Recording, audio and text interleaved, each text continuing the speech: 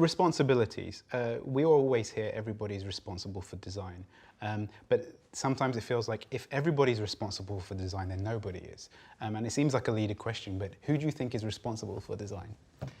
Well, I know you don't want me to say this, but everyone kind of is. And the idea is that, as cheesy as it sounds, you're working together as a team, and your goal is, as a team, at the end of it, to produce something good. Now, how you go about doing that is a good question. In some cases, you have these very isolated teams, almost like silos, where you have the developers and they prepare a design, and it's this complete thing, and now they hand it off to the developers to implement. You don't really want that kind of experience, and I mean, I've had some experience of that in the past. I work on material components for the web. Yep. And so by the necessity of that, that's pretty much what happened there, because we had the material design spec, and then we had to go ahead and we had to implement that as different components for the web. That becomes a very challenging process, because I feel that the interaction between a designer and a developer should be a dialogue, not something where there's a prepared design that gets implemented, because there's always something missing there. What happens in this particular situation... And you lose context, right? You lose context, yeah. And I think it's important for developers to bring some of that context into this discussion as well. For example, where it comes to platform specifics. Like the behavior of the platform. The behavior of the platform, and all of the caveats that come with the platform, and all of the positive aspects of it as well that you can really, seize and put into your design. I think that's an important discussion. For example, where it comes to things like typography, the web is full of problems because fonts are big.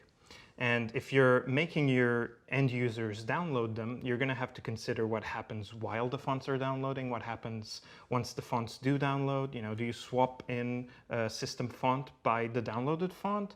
Do you wait a while before you do that, just so you give your user a chance not to see that jarring transition? And these are all learned things that, as a developer, you can help the designers with, particularly if they're new to the platform. Do you feel that your responsibility is to support the designer in as well as being responsible for the experience as well? Or is that just really based on the relationships that you have with the designer that you feel that you may have had to take hold of that responsibility?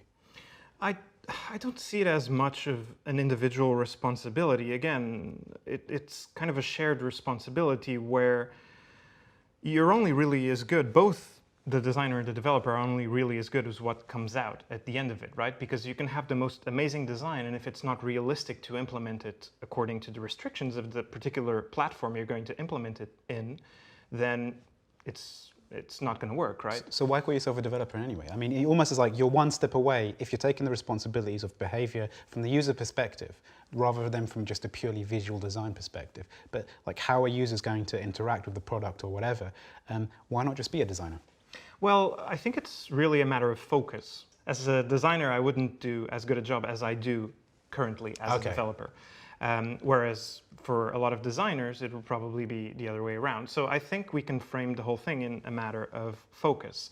So I know I won't be doing design full time, but I feel like I should know enough about a designer's work process, about a designer's tools, about a designer's language, in order to be able to collaborate with them and, present problems to them in their language and present solutions to them in their language.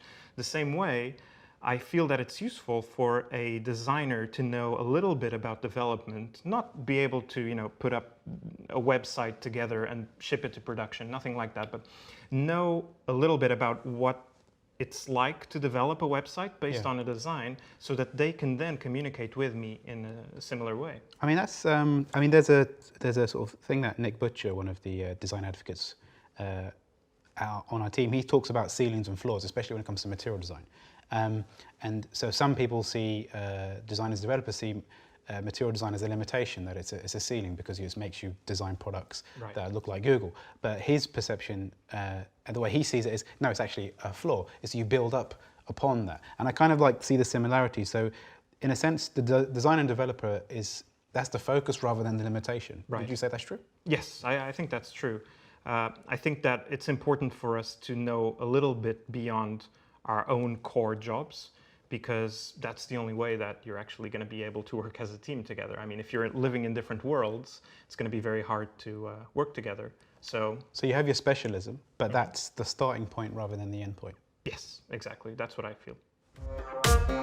I think in that case, it is not really limiting, it's more exhausting, because you have to have much more feedback loops with the designer into, can't do this, what else do you think could work? I can't place the underline in exactly that position because I don't have control over that.